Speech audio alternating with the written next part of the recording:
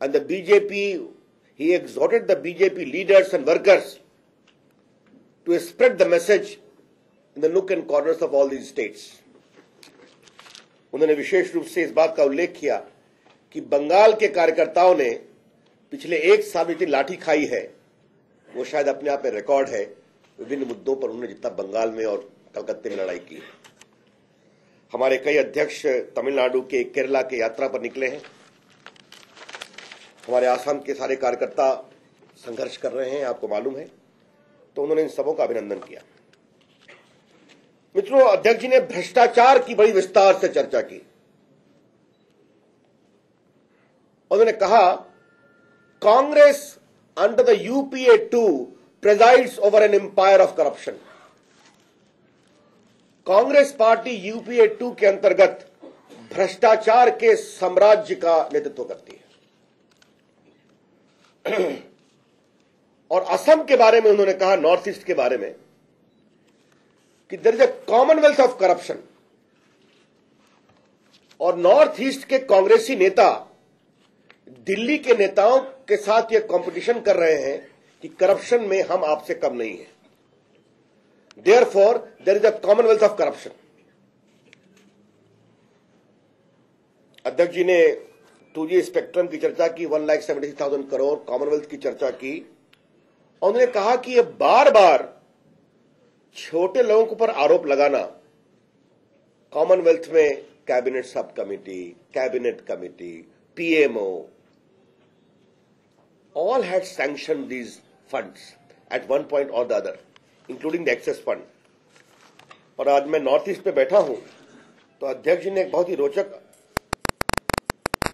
उदाहरण दिया कि एक नए स्टेडियम को बनाने में 100 से 125 करोड़ रुपया लगता है। BCCI ने धर्मशाला में बनवाया है, दिल्ली में बनवाया है, नागपुर में बनवाया है।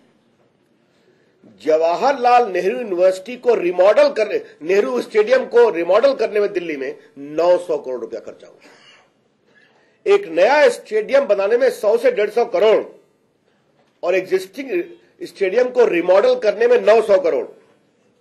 और उन्होंने करप्शन का जो एक सबसे बड़ा सोर्स बताया कि जो टेंडर निकला उसमें क्लॉज था, वही पार्टी अप्लाई कर सकती है जिसका ओलंपिक या कॉमनवेल्थ का एक्सपीरियंस हो।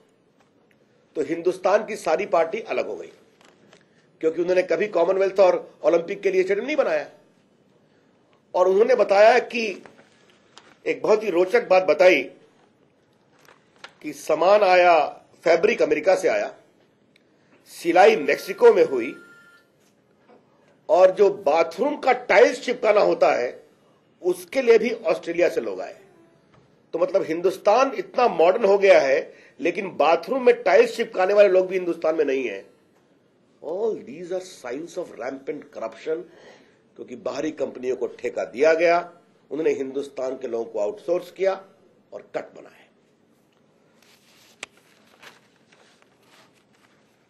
अध्यक्ष जी ने कहा कि जब जब हम कांग्रेस के 2G स्पेक्ट्रम की बात करते हैं, आज कपिल सिब्बल CAG पर सवाल उठा रहे हैं, तो वो उनका मुंह जब कालिक होता है तो हमारे ऊपर वो कुछ आरोप लगाने की कोशिश करते हैं। आज 99 पर अगर हमारी पॉलिसी पर सवाल है तो आप 2010 तक चुप क्यों थे? 11 साल क्यों चुप थी यूपीए की सरकार?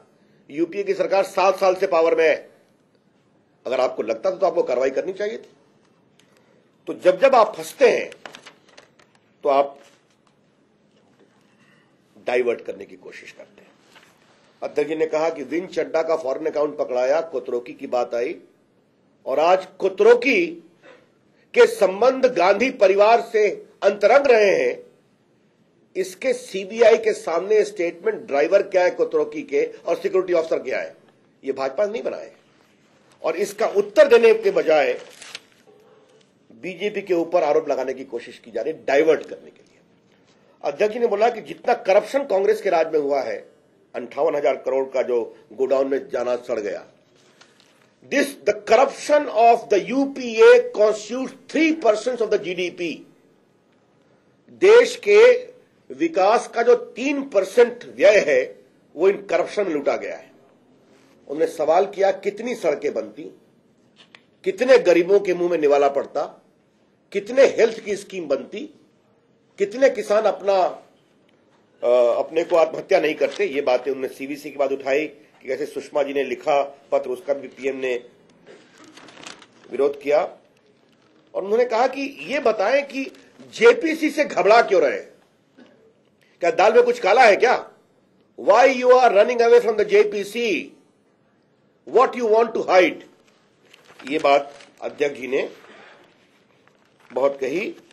और उन्होंने कहा कि भाजपा के कार्यकर्ताओं को कहा कि चाहे वो महंगाई हो जो 18% हो गई है, और कांग्रेस कहती है कि हमारे पास अब कोई इसका उत्तर नहीं है, whether it is corruption or it is rising price rise, all this is because of wrong policy and bad governance which has become a source of corruption in this entire government.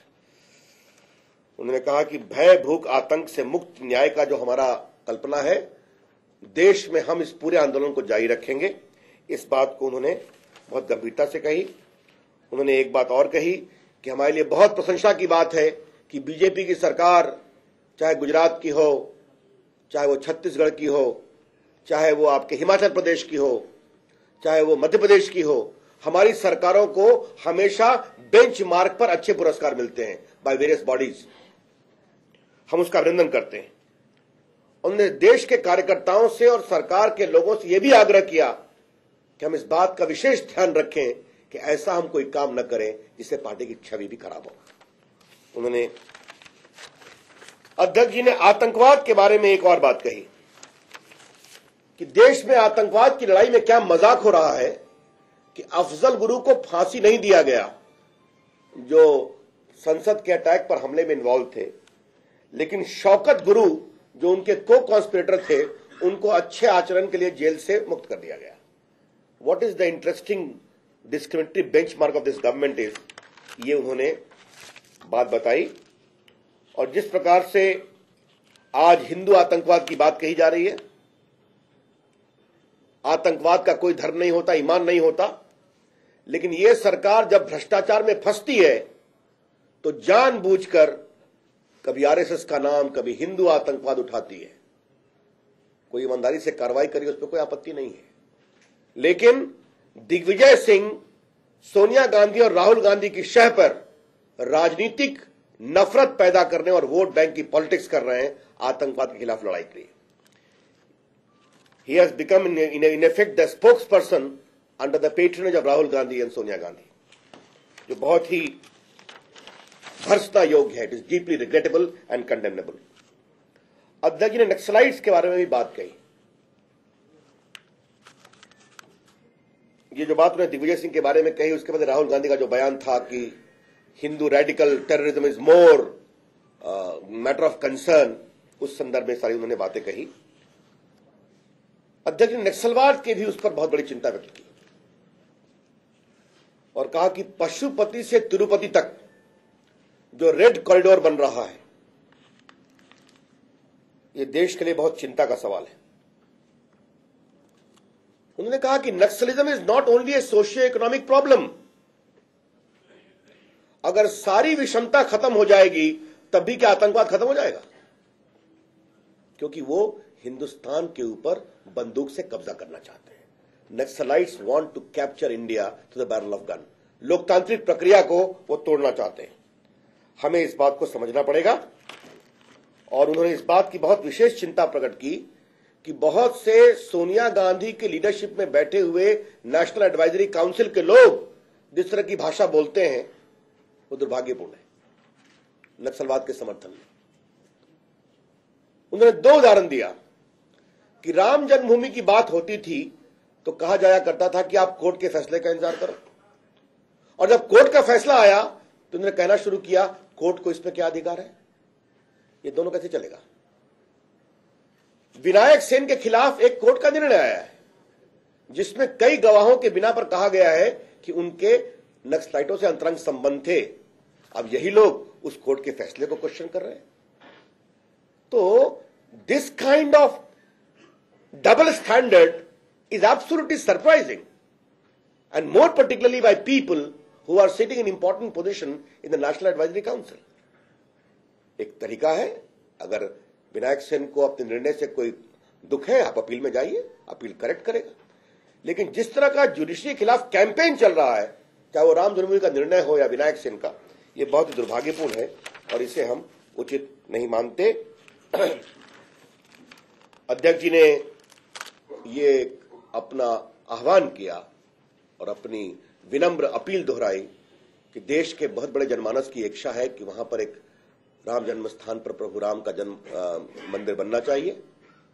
और उन्होंने इस बात का आश्वासन भी प्रकट किया कि सबों के सहयोग, स्नेह और सद्भाव से ये उद्देश्य पूरा होगा।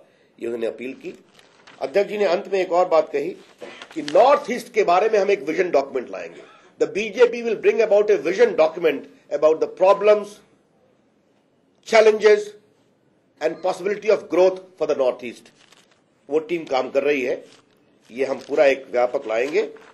और उन्होंने कहा कि नॉर्थ ईस्ट में आसाम में 6 अनुसूचित जनजातियों की मांग है कि उनको जनजाति के रूप में फॉर्मली डिक्लेयर किया जाए। उसका नाम अध्यक्ष जी के लिखित भाषण में है। अध्यक्ष जी ने कहा कि भारतीय जनता पार्टी उनके इस डिमांड को पूरे सहानुभूतिपूर्वक विचार करते हुए सहयोग करेगी।